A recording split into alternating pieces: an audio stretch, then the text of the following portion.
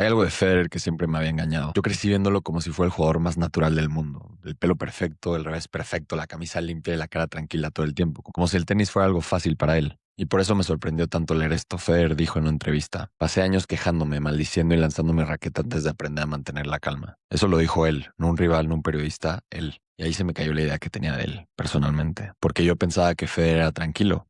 Y no. Federer no era tranquilo, Federer se entrenó para parecer tranquilo y eso no es lo mismo. Lo dijo directo, aparte en un discurso de graduación en Dartmouth, ya retirado en 2024, que por cierto es un speech que en YouTube lo encuentras y es increíble, pero dijo: effortless es un mito, la verdad es que tuve que trabajar muy duro para hacer que pareciera fácil.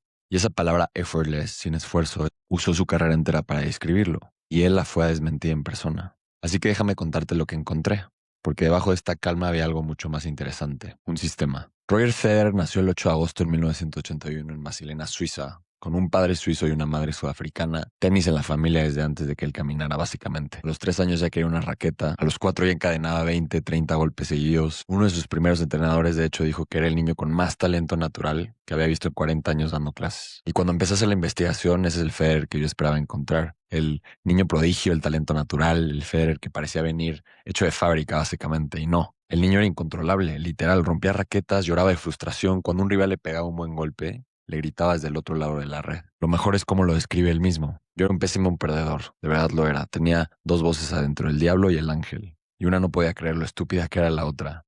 ¿Cómo podías fallar eso? Decía una voz. Y ahí explotaba. El papá se avergonzaba tanto de su hijo que en los torneos le gritaba desde la orilla que se callara. Y en el carro de vuelta a casa era capaz de manejar hora y media sin decirle una palabra. Y ahí les va el dato que me hizo parar. Uno de sus entrenadores en ese momento le puso un apodo. Lo llamaban Little Satan, pequeño Satanás. O sea, el tipo, el tenista que el sinónimo más cercano hoy es el de calma y zen. De niño lo apodaban Satanás, imagínense eso. Y casi todos los que lo vieron jugar de chico decían lo mismo. Y da un poco de risa, de hecho, leerlo hoy. Decían: Roger era frágil emocionalmente, no aceptaba perder, era mediocre en los entrenamientos y no era un gran trabajador. Talento enorme, cabeza rota. Ese era el reporte y fíjate en el detalle porque esa es la idea de todo el bloque. El talento nunca fue la pregunta con Roger. La cabeza sí. Lo que lo separaba del montón no era la mano, era lo que pasaba entre punto y punto. Entonces, la pregunta que a mí me interesa no es cómo era de bueno, es cómo arregló la cabeza y resulta que no lo hizo solo. En un club de Basilea, la mamá de Federer lo llevó y lo presentó a un entrenador australiano con tres palabras: este es Roger. El tipo se llamaba Peter Carter. Había sido jugador profesional, pero de los normales, no, nunca llegó a ser el mejor del mundo. Llegó al puesto 133 del mundo y se había ido a Suiza a entrenar niños. Lo que Carter vio en ese niño fue suficiente para llamar a sus papás en Australia y decirles que había encontrado, como él dijo, un talento gigantesco que podía llegar muy lejos. Y Carter no solo le enseñó el revés de una mano, le enseñó a estar dentro de una cancha, a respetar al rival, a entender que perder la cabeza cuesta puntos, cuesta energía, cuesta partidos, y Federer lo dijo así: Peter me enseñó el respeto por cada persona. Nunca podré agradecerle lo suficiente. Cuando Federer se hizo profesional, Carter dejó de viajar con él como coach principal, pero no se fue. Siguió siendo la persona más importante de su mundo, más un hermano mayor que un entrenador. Verano del 2002, Carter se va de luna de miel a Sudáfrica en un safari en el parque de Kruger. El 1 de agosto del 2002, el carro en el que iba se sale de la carretera para no chocar de frente contra una camioneta y Peter Carter muere con 37 años. Federer estaba en Toronto cuando se enteró de la noticia, salió del hotel y se puso a correr por las calles llorando. Dijo: estoy en shock y muy triste. Peter era un amigo muy cercano, estuve con él todos los días cuando era un niño. Él tenía 21 años y esa parte a mí personalmente sí me pegó porque Carter no era solo su entrenador. Era una de esas personas que te ve antes de que tú sepas verte, que vio potencial en ti antes de que tú lo puedas hacer. Y cuando alguien así se muere, creo que no solo pierdes una persona, pierdes una versión de ti que esa persona estaba cuidando. Y lo que no me esperaba era que en la idea de este bloque Federer no reaccionó hundiéndose, reaccionó trabajando y lo dijo sin adornarlo como: creo que fue un despertar para mí cuando él murió. Empecé a entrenar muy duro. El cambio de Federer no vino de adentro, vino de una pérdida. No maduró porque quiso, maduró porque alguien que creía en él dejó de estar para verlo desperdiciarlo.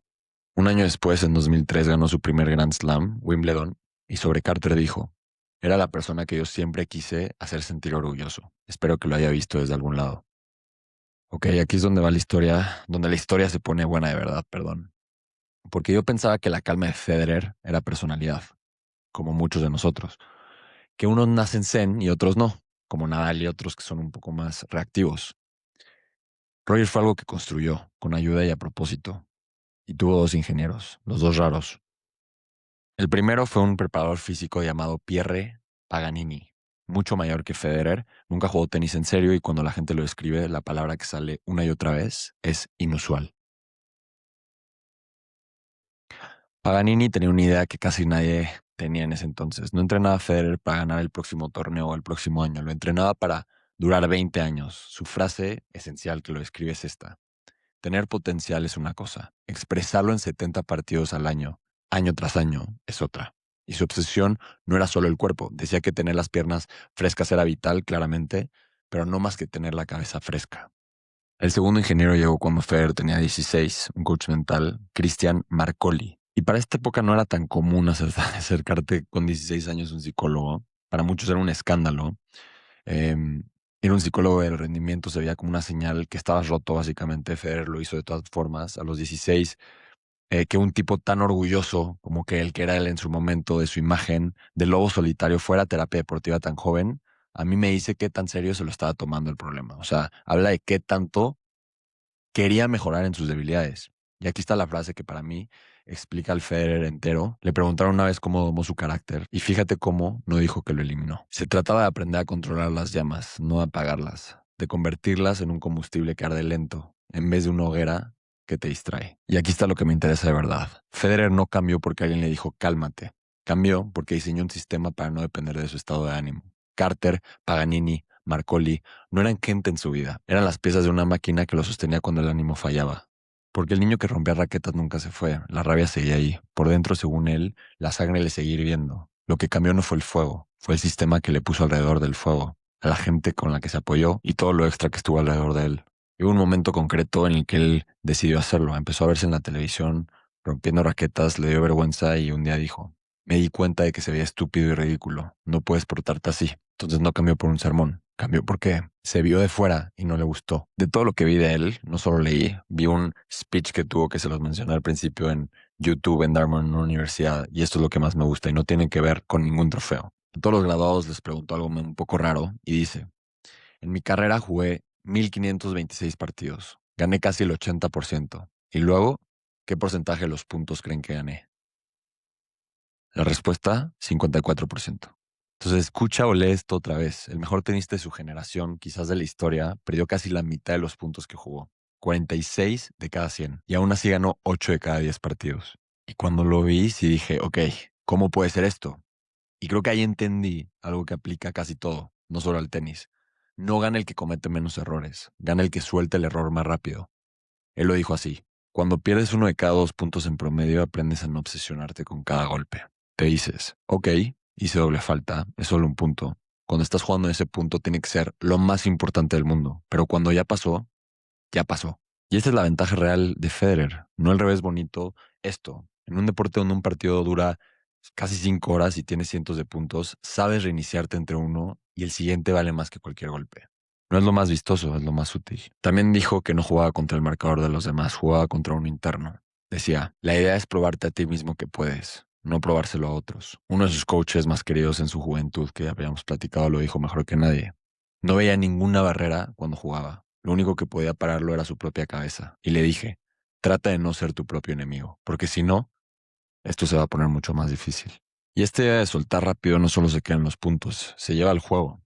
Y ahí creo que ahí entra Nadal a la historia. Su máximo rival de todos los tiempos. Eran por los opuestos, casi perfectos. Federer con calma, potencial, que parecía no costarle, y Nadal con fuego, músculo e intensidad. Hay una escena que me encantó, y es que un jugador que se llama James Blake los enfrentó a los dos en días seguidos. Antes de jugar contra Nadal, lo vio en el vestuario con los audífonos puestos, enormes, corriendo, golpeando los dedos, como animal enjaulado, así lo escribió. Y al día siguiente, antes de jugar contra Federer, estaban sentados hablando tranquilos de que Roger se acaba de comprar un terreno en Suiza. Blake lo cuenta así. Es que, güey, me da risa nada más contarlo. Era como estar en una cafetería y después salía y me daba una paliza. Federer perdió contra estos tipos finales durísimas. La de Wimbledon 2019 contra Djokovic la perdió teniendo dos pelotas de partido, dos casi en 5 horas. O sea, imagínense la frustración de que tienes dos bolas para ganar y aún así no lo logras. Tenía 37 años y esa derrota lo pudo haber quebrado. No lo quebró, claramente. Y aquí está la idea. Perder bien no es fingir que no duele. Él lloraba en la ducha. es soltar la derrota tan rápido como soltaba un punto y hablar del que te ganó con respeto de verdad. Y lo interesante es que Nadal pensaba igual, igualito que él. Cuando la prensa lo empujaba a decir que quería superar a Federer, negaba con la cabeza. Decía, no se trata de superar a Roger, lo que me gusta es pelear. A lo mejor me gusta más pelear por ganar que ganar. Ellos nunca se llevaron perfecto, pero se reconocían eso. Y guárdatelo para el final del video, porque a pesar de que sí no eran mejores amigos, siempre se mantenían mucho respeto, sí se llevaban fuera de la cancha y hay muchos videos que comprueban que se llevaban bien, pero cuando estaba esa rivalidad justamente al principio, sí había cierta tensión, pero siempre respetándose uno con otro. Si tuviera que quedarme con una sola palabra de todo lo que leí, no sería talento, sería durar, permanecer, porque el patrón se repite. Casi todos sus rivales de juventud se rompieron, se lesionaron, se quemaron, desaparecieron. Uno de ellos, Marat Safin, lo dijo crudo. Mientras más alto llegaba, más pesada se ponía mi cabeza. Casi siempre era presión, presión, presión y me quemé. Federer no. Y me puse a ver por qué. Porque no fue suerte. Si quieres durar, no puedes entrenar como si solo importara el próximo torneo. Tienes que entrenar como si tu carrera fuera a durar 20 años. Porque solo así dura. De ahí salen tres decisiones muy concretas. Una, que nunca dejó de querer quedarse quieto era retroceder. Mantener el mismo nivel para él ya era perder terreno. Dos, entendió el agotamiento antes de que llegara. Cuando le preguntaron si se había quemado, se quedó pensando como 30 segundos y describió su defensa. Si siento que viene, o sea, el agotamiento, reduzco todo al mínimo. Entrenamiento, partidos, familia, menos prensa, menos autógrafos, junto la energía para lo único que importa, que es el partido. Y tres, lo último es que casi y creo que lo que casi nadie entiende es que se negaba a aburrirse. No tenía supersticiones como nada los otros tenistas, no necesitaba practicar siempre en el mismo lado ni comer siempre lo mismo, como Djokovic, sino cambiaba la rutina a propósito. Demasiada rutina te mata la alegría, decía él. Y el dato que me dejó pensando y creo que vale la pena mencionar era que de los 28 hombres que jugaron el Roland Garros en 1999, su primer Grand Slam, Federer fue el único que seguía en el circuito. Todos los demás ya se habían retirado. Le preguntaron cómo aguantó tanto y contestó con una sola línea. Nunca dejé de amar el deporte, nunca. Y hay una pieza que sostiene todo lo demás, y es su esposa. Pero fíjate cómo no la cuento porque la idea no es romántica, es de rendimiento. Federer conoció a Mirka Vavrinek en los Juegos Olímpicos de Sydney en el 2000. Y sí, ya sé que estos apellidos suizos no hay forma de pronunciarlos bien, o al menos a mí me costó. Lo intenté 3 veces, pero bueno, les pido perdón una vez. Ella se retiró en 2002 por una lesión en el pie y en vez de desaparecer, eligió volverse la persona que hacía posible que Federer siguiera jugando. Viajó con él a todos los torneos cuando tuvieron hijos y tuvieron cuatro, dos pares de gemelos, Mila y Chalen en 2009 y Leo y Lenny en 2014. Eso está muy chistoso, los niños viajaban con ellos. Federer puso una condición para seguir después de ser papá y era que su familia siempre estuviera con él, no en casa esperándolo, con él. Y aquí está la idea que a mí me parece un poco contraintuitiva con todo lo que hemos platicado, que es casi toda la vida de afuera es lo que distrae el trabajo. Pero para Federer eso era al revés. La vida de afuera era la infraestructura que le permitía trabajar. Y aquí está la idea que a mí me parece contraintuitiva, perdón. Para casi todos, la vida de fuera es lo que distrae el trabajo, ¿no? Para Federer era al revés. La vida de afuera era la infraestructura que le permitía trabajar, perdón. Él lo dijo claro. Solo puedo jugar buen tenis cuando soy feliz. Tenía dónde caer después de perder, por eso las derrotas no lo hundían tanto. En su discurso de retiro, la primera persona en la que habló no fue un rival, claramente, ni siquiera fue un trofeo. Fue Mirka. Aguantó mi lado ridículo en la carretera por más de 20 años. Me gusta que hasta ahí sigue admitiendo que no era el tipo perfecto que todos veíamos en la tele. En septiembre del 2022, y para todos los que somos fanáticos del tenis, fue un día triste porque Federer anunció que se retiraba. 42 años 41 años, perdón, 2 décadas de circuito, una rodilla que ya no le respondía.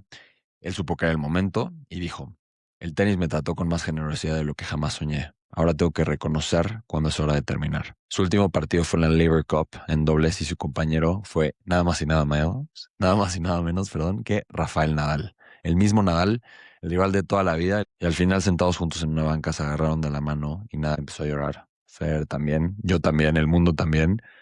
Y mira el patrón. El tipo que sabía soltar un punto también supo soltar el tenis, o sea, su carrera. En el momento justo, sin aferrarse, supo irse con la misma habilidad que solía ganar, solo que al revés. No estaban despidiendo un jugador, estaban despidiendo una forma de jugar. Federer se retiró del tenis, no de la vida. Y lo que hizo después me parece muy él, muy revelador. Porque muchos atletas cuando se retiran se quedan flotando, buscan relevancia de alguna forma, ya sea periodismo, etcétera, coaching, lo que sea, Federer, ¿no? Y no fue casualidad. Llevaba años construyéndolo de fuera con la misma cabeza con lo que jugaba adentro. Primero voy a ir con la marca. En 2018 no se pudo poner de acuerdo con Nike y tomó un riesgo grande. Firmó con Uniqlo, una marca japonesa que el deporte occidental, que muy difícilmente en Europa o en Estados Unidos en ese momento la conocían, más de 30 millones de dólares al año lo ofrecían, pero ese no es el punto. El punto es que no eligió el nombre más grande. Eligió con el que iba quien quería ser. La jugada más lista, y creo que por lo que yo estoy impresionado con su carrera después de la retirada, es que el contrato con Uniqlo era de ropa, no de zapatos. Entonces metió su dinero en On, que era una marca de tenis hoy muy famosa, que en su momento no era tanto una marca chiquita de tenis para correr, también suiza, y no entró como cara publicitaria, entró como socio, con acciones, con capital. Cuando On salió a la bolsa en 2011, esa participación valía cientos de millones de dólares. Y aquí está la parte que conecta con todo el video. La misma persona que soltaba punto rápido también supo soltar Nike, soltar el tenis y moverse al siguiente juego. No es suerte, es el mismo tipo tomando la misma decisión adentro y fuera de la cancha. Pensar en el largo y no aferrarse. Y el número lo confirma. Su mayor victoria en los negocios llegó 23 años después de volverse profesional. En 2020 ingresaba más de 100 millones al año y de esos solo 6 venían de premios de tenis. Bueno, y no todo es dinero, también fue y cofundó el Labor Cup, uno de los torneos más vistos del circuito, y su fundación lleva más de 1 millón de niños beneficiados en educación, sobre todo en África y Suiza. Eso creo que para los que hemos investigado un poco de Roger, sí hay que hablar de todo lo que hizo como con su dinero como filántropo de donaciones, beneficiados en África, y a toda la gente que apoyó en el proceso. Entonces, después de leer todo esto, lo que me queda es esto. Federer ganó 20 Grand Slams, más de 100 títulos, más de 36 semanas como número uno. Estos solo son números, así que están ahí para quien los quiera. Pero lo raro de Federer no solo son los números, es que todos lo recordamos como calma. Y cuando empiezas a leer sobre él, te das cuenta que no era calma, era control. Y control no es lo mismo. El niño que lloraba, el de las voces peleando por dentro, el que apodaban Little Satan, que eso está buenísimo, ese niño nunca desapareció. La rabia siguió ahí, solo aprendió a esconderla. Con Carter, con Paganini, con Marcoli, con la pérdida, con 20 años de soltar el punto que acaba de perder. De hecho, él lo dijo en la plática de Dortmund y creo que es lo más honesto de toda su carrera. Tuve que trabajar muy duro para hacer que pareciera fácil. Trabajo que no se ve, raquetas rotas, rabia convertida en combustible lento, puntos soltados, derrotas, tragedias, un amigo perdido demasiado pronto y una decisión repetida durante casi 20 años de no dejar que el fuego se le notara. Así que no, Federer no nació elegante, se entrenó para parecer tranquilo. Y desde fuera, pues todos pensamos que eso era elegancia. Y no. Gracias por ver el video. De verdad, yo creo que de las tres autobiografías o personas de las que hablaron en este formato, esta fue la que más me gustó. Creo que Roger, dentro y fuera de la cancha, es un ejemplo para muchos y muchas, por la disciplina, por darnos a entender y hacernos dar cuenta que nada es y no somos perfectos, pero podemos tomar la decisión de cambiarnos para bien y cambiar nuestras acciones para bien y apoyarnos de gente cuando más lo necesitamos, porque a veces no podemos solos. Em, Ese fue Roger Federer.